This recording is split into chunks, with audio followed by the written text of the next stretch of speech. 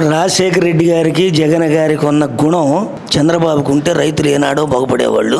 కానీ వాళ్ళు పంచుకోవటానికి ప్రభుత్వం ఏర్పడింది. పవన్ కళ్యాణ్ తీసుకుంటున్నాడు, లోకేష్ తీసుకుంటున్నాడు, చంద్రబాబు ఏమో అమరావతి అని చెప్పి రైతులను అయితే బాగుపరిచే వాళ్ళు ఎవరు లేరు. వాళ్ళకి తోడు టొబాకో బోర్డు కూడా F1 వచ్చేసి 280 చెప్పారు, F2 వచ్చేసి 270 చెప్పారు, F3 వచ్చేసి 250 చెప్పి ఇప్పుడు అదే ఒక 100కి 2 చెక్కులు వేస్తున్నారు F2లు, అవి 280, మిగతా 220 200 లోపే కొంటున్నారు. కనీసం 280 ఇస్తే గానీ గిట్టుబాటు కాదు.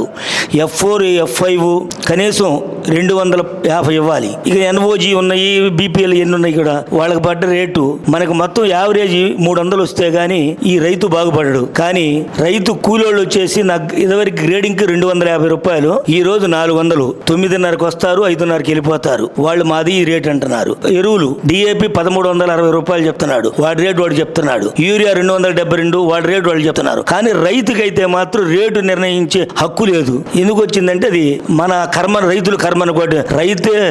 రైతు వ్యవసాయమే దండగన్న చంద్రబాబు మళ్ళీ తీసుకొచ్చి నెత్తిన పెట్టుకున్నాం అందరూ. ఇది హామీలను ఇచ్చి మళ్ళీ పెట్టుకున్నాం. రైతు అంటే అతనికి ఇంట్రెస్టే లేదు. ఏదైనా సరే అది ఒక్క రాజశేఖర రెడ్డి గారికి జగన్ గారికి అయింది. 200 కోట్లు ఇచ్చినప్పుడు రూపాయికి రూపాయి పెరుగుతా పోయింది. ఐటీసీ వాళ్ళు ఎమ్మడబడి కొనుక్కున్నారు మార్క్ఫెడ్ వచ్చినప్పుడు. ఇప్పుడు వాళ్ళు రాకుండా ఇప్పుడు ఏం చేస్తున్నారు, ఎంపీలను వాళ్ళని పట్టుకొని ఏదో చంద్రబాబు వాటా ఇస్తే మెలకుండా ఉంటాడు అనే ధోరణిలో ఉన్నారు. కాబట్టి మనం ఈ ఉద్యమాన్ని ఎక్కువ రైతులందరూ కలిసి అవసరమైతే మళ్ళీ జగన్ దగ్గరికి వెళ్ళి ఈ ఉద్యమాన్ని జయప్రదం చేయవలసిందిగా కోరుచున్నాం.